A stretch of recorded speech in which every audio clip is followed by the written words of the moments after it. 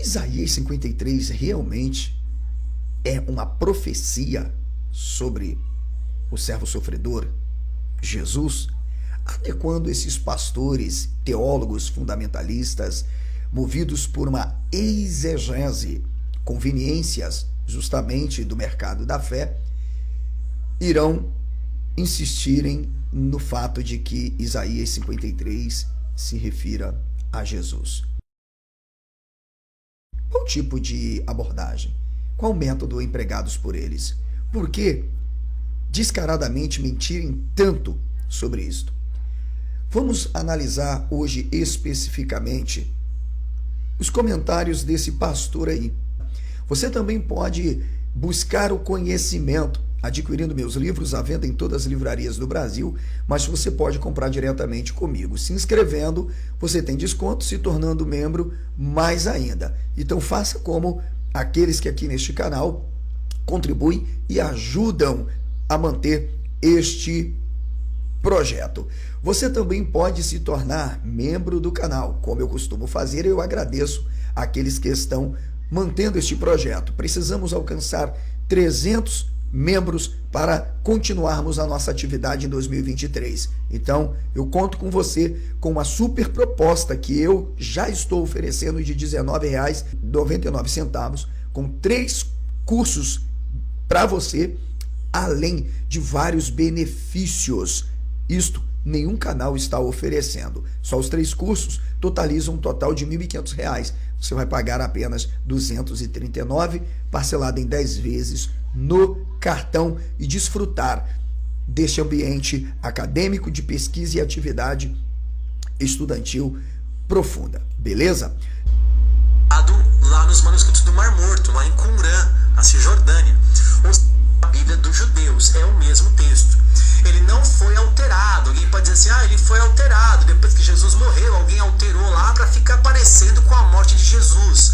Olha, tirando a Septuaginta é uma tradução do Antigo Testamento, originalmente em hebraico, para o grego. E essa tradução foi feita no ano 250, mais ou menos, antes de Cristo. E nessa tradução, nós temos preservado o texto de Isaías 53. Mas tirando a Septuaginta, nós temos achados arqueológicos que são datados anteriores a Jesus e que preservam o livro de Isaías. Aliás, o rolo... Ele começa a sua abordagem trazendo um pano de fundo da historicidade do livro do profeta Isaías. Ora, o fato de termos Septuaginta, termos manuscritos do Mar Morto, dos quais há 22 anos eu me dedico analisando, não significa que propriamente a narrativa de Isaías seja de fato do servo sofredor aplicado a Jesus. Nós temos uma multiplicidade de ideias que aparecem como arquétipos, de um suposto Messias, inclusive sacerdote sofredor, como nós vamos mostrar agora. Esse silogismo feito pelo pastor para dar aquela aparência, aquele ar de que pelo fato nós termos evidências de que o livro do profeta Isaías permaneceu, foi escrito antes e ele foi disseminado depois, não quer absolutamente dizer nada, assim como o livro do Abacuque, entre outros. Um livro de Isaías. Aliás, o rolo de Isaías, o grande rolo de Isaías, é um rolo mais preservado que foi encontrado lá nos manuscritos do Mar Morto, lá em Qumran, na Cisjordânia. Ou seja, nós temos uma comprovação, um livro que tem um rolo que tem 7,3 metros de comprimento, é um rolo muito grande. Sim, pastor, o fato do livro de Isaías em vários fragmentos, como eu falei, nós temos a comunidade dos essênios que preservam isso em Qumran, nós temos, inclusive, eu vou estar ajudando o pastor aqui a analisar melhor os fragmentos dos manuscritos do Mar Morto que tratam disso. Eu até quero deixar claro que o que nós temos nos manuscritos do Mar Morto não são apenas citações, não, são interpretações e reinterpretações, justamente por influência dos messianismos. Tá bom, pastor? São interpretações a despeito de Isaías 53, 52, 42, entre outros livros que aparecem nos manuscritos do Mar Morto. Comprovação Um livro que tem um rolo que tem 7,3 metros de comprimento. É um rolo muito grande. Esse rolo foi muito bem preservado. Estudiosos dizem que ele foi preservado 95%. É uma grande porcentagem. As informações aqui dadas com relação à materialidade do manuscrito, para a gente não importa. Por quê? É evidente que, por se tratar justamente de um período em que uma ala progressista do judaísmo está tentando trazer a ideia de universalização e de espécie de servo sofredor em detrimento do nacionalismo, falamos até de etologia, empregada dentro das escolas das elites sacerdotais, fica evidente que nós temos interpretações posteriores conferidas. Aliás, mais do que isso, nós não temos interpretações só, nós temos inserções. Toda exegese que não se pauta numa metodologia científica significa, com transdisciplinariedade, você precisa estudar o contexto histórico, contexto situacional, condicional, linguossemântico, sobretudo dentro da estrutura da própria frase, e aqui falamos das estruturas frasais, e aqui nós estamos falando do quê? Do texto hebraico, ok? Precisamos entender inclusive os aspectos sociais, políticos e econômicos, sobretudo no que diz respeito à mentalidade religiosa do povo. O pastor não fez isso, ele ignorou várias etapas da pesquisa, da investigação, para poder simplesmente dizer, Isaías 53 se refere a isso. Então, olha, nós temos vários capítulos de Isaías, aproximadamente 4 especificamente, que vão tratar da figura do servo sobre vários aspectos. Você vai ter ali uma hora em que o diálogo fala-se de Israel, em um capítulo determinado. Ora, fala de Dário, ora fala de Ciro, e ora fala do próprio povo, em si se mesclando em diversas narrativas. E a palavra servo aqui, ela é traduzida, e deve ser traduzida, como aparece na estrutura do próprio texto, como escravo. Se não é aquele servo, eu já ensinei sobre os 3 tipos de servos e como eles se comportam dentro das estruturas no devido contexto. Então aqui, especificamente, se refere a escravo, ok? Escravo, e aí na teogonia podemos dizer de Deus.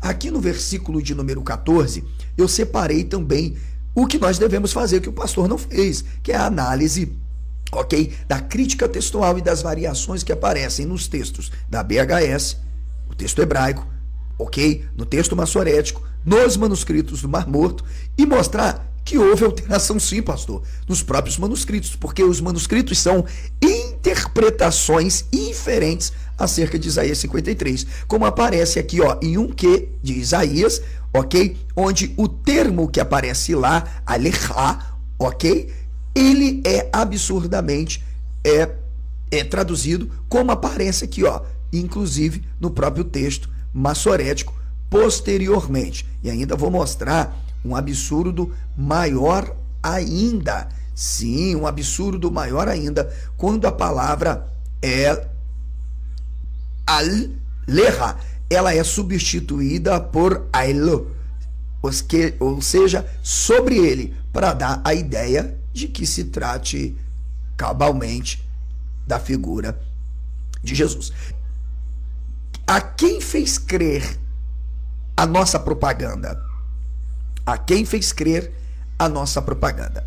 Beleza? Aqui o verbo está no tronco rif e, portanto, causativo. Ok? O sujeito, na verdade, da ação, ok?